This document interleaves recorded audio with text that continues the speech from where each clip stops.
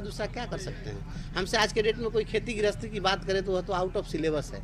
हमसे कोई बिजनेस व्यापार की बात करेगा वो आउट ऑफ सिलेबस है। लेकिन शिक्षकों के मुद्दे पर आप जब चाहें, जहां चाहें, जैसे चाहें, मैं अगर गहरी नींद में भी हूँ और अगर हमसे बात करेंगे तो मैं मजबूती से उनका पक्ष रखने में सक्षम हूँ, यह मेरा आत्मविश्वास है। इसलिए शिक्षक तो हमारे हृदय में बसते हैं और हम उन्हीं के लिए जीते हैं। यह जीवन शिक्षकों के लिए समर्पित है।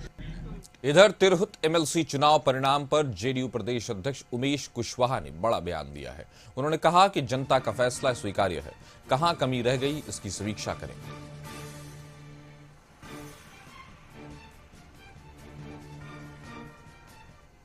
को स्वीकार करते हैं और कहीं हमारी पार्टी में चाहे हमारे जो लीडर में कहीं कोई कमी हुई होगी तो उसको हम लोग गंभीरता से देखेंगे, अलग से उस पर हम लोग ब्रीफ करेंगे कि कहाँ में चूक हुई, कहाँ में भूल हुई। लेकिन जो लोकतंत्र है, जो जनता ने फैसला लिया है, जो इसके मतदाता ने फैसला लिया है, उसको हम। वहीं आरजेडी प्रवक्ता मृत्युंजय तिवारी ने तिरहुत उपचुनाव में जेडीयू की हार पर तंज कसा। मृत्युंजय तिवारी ने कहा कि ये जेडीयू की सिटिंग सीट थी, जनता ने जेडीयू को नकार दिया है। प्रशांत किशोर का कोई फैक्टर नहीं था। विधानसभा के चुनाव में आरजेडी का दम दिखेगा। वहां बेहतर प्रदर्शन हुआ, वो तो सिटिंग सीट थी जेडीयू की और चौथे नंबर पर चली गई। पहले जेडीयू तो सरकार न बताए कि वहां किस तरह से नकार दिया सरकार को लोग। भाई कहीं कोई फैक्टर का सवाल नहीं है। आम चुनाव आने दीजिए, ये उपचुनाव है। उपचुनाव में इस तरह का हार ये बता रहा है कि अब सरकार पर भरोसा तो बिहार के तिरहुत स्नातक एमएलसी सीट पर उपचुनाव में निर्दलीय उम्मीदवार वंशीधर ब्रजवासी ने बाजी मार ली है। सारे समीकरणों को ध्वस्त करते हुए वंशीधर ब्रजवासी ने जीत हासिल की है। उन्होंने अपने निकटतम प्रतिद्वंदी जनसुराज के डॉक्टर विनायक गौतम को 10,915 मतों से हरा दिया। बता दें कि इस चुनाव में 17 प्रत्याशी अपनी किस्मत आजमा रहे थे, जिसमें दूसरे नंबर पर जनसुराज पार्टी के डॉक्टर विनायक गौतम और तीसरे स्थान पर आरजेडी के गोपी किशन रहे, जबकि जेडीयू के अभिषेक झा चौथे नंबर पर पिछड़ गए। ये सीट जेडीयू की ही थी। देवेश चंद्र ठाकुर के सांसद बन जाने की वजह से इस सीट पर उपचुनाव हुआ था। तो तीसरे नंबर पर आरजेडी के गोपी किशन जरूर रहे, लेकिन जो दूसरे नंबर पर रहे वो डॉक्टर विनायक गौतम हैं, जो जन सुराज पार्टी से हैं, जो अभी इसी साल जिसने गांधी जयंती के दिन अपना पंजीकरण कराया। इस खबर पर ज्यादा जानकारी के साथ हमारे सहयोगी राजीव रंजन हमारे साथ न्यूज रूम से जुड़ गए हैं। राजीव, जो सिटिंग सीट थी एक ऐसी पार्टी की जिसके नेता लगभग 19 से 20 सालों से बिहार के मुख्यमंत्री हैं, उनकी देवेश चंद्र ठाकुर जो सिटिंग सीट थी वहां से वो हारते ही नहीं हैं, कंपटीशन में कहीं नहीं रहते हैं। क्या संकेत है जनता का?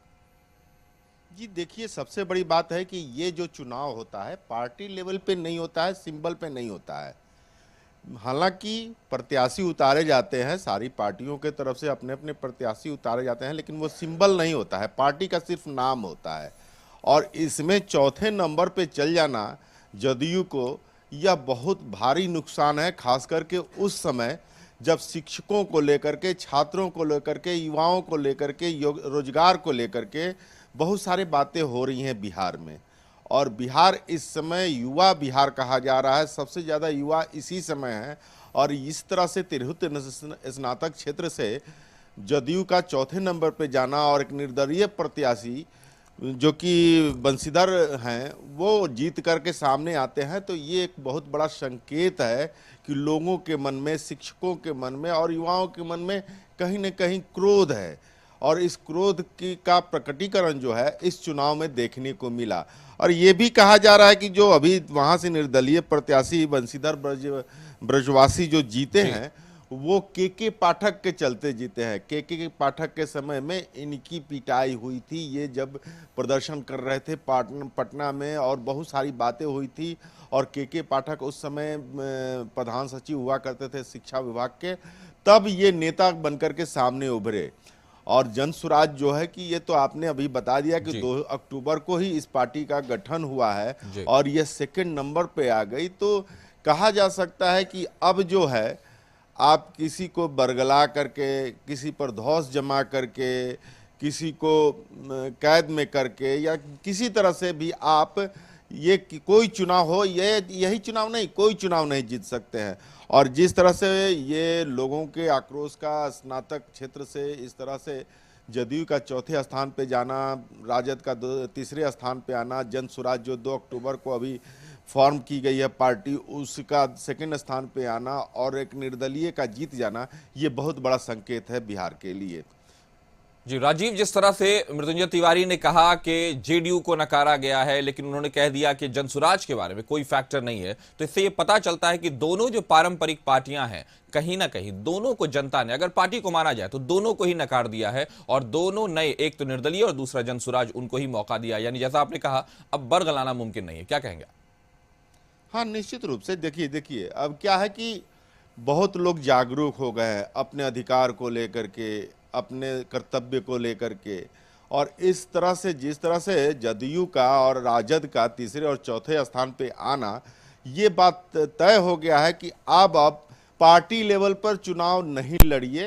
हाँ, मुद्दे हों स्थानीय, या फिर देखिए जिस तरह से तिरहुत क्षेत्र की बात कर लेते हैं जी, जो कि देवेश चंद्र ठाकुर हैं, लगातार वो जीतते रहे हैं और उन्होंने स्पष्ट किया था कि इस बार भी हम अपने प्रत्याशी को जिता करके लाएंगे, अभिषेक झा को। लेकिन अभिषेक झा का भी नेचर कहा जाए या कुछ भी कहा जाए, वो अच्छे हैं, मेन बात है कि पढ़े लिखे हैं और वो बहुत सारी बातें सामने लाते भी रहे हैं। लेकिन अब जिस तरह से स्नातक के छात्रों का इस तरह से उनके प्रति मोह भंग होना और नए और निर्दलीय को जिताना, ये स्पष्ट करता है कि आप पार्टी लेवल पे या फिर कह लें कि जो आपका कर्तव्य है, सरकार का जो काम है, ये सारी चीजें सामने आ जाती हैं और इसके प्रति रोष जो देखा गया इस मतदान में, वो सामने आया है। इस रोष का प्रकटीकरण है। हालांकि ये उपचुनाव था, पिछला उपचुनाव अभी हुआ है जिसमें 4 सीटों पर एनडीए जीती थी, तो वो बहुत ज़्यादा उत्साहित थी और जिस तरह से उसका कहना था कि हम लोगों ने सेमीफाइनल जीत लिया है, 2025 का फाइनल भी जीतेंगे। लेकिन अब इस तिरहुत स्नातक निर्वाचन उपचुनाव में जिस तरह से उनके चौथे पोजीशन पर आ गए हैं, तो उनको थोड़ा सोचना होगा। बिल्कुल, कि एक एमएलसी के जीत हार से सरकार पे की सेहत पे कोई फर्क नहीं पड़ने वाला, लेकिन कहीं ना कहीं जनता का मिजाज जरूर इससे दिख जाता है। हमारे साथ जुड़ने के लिए आपका शुक्रिया।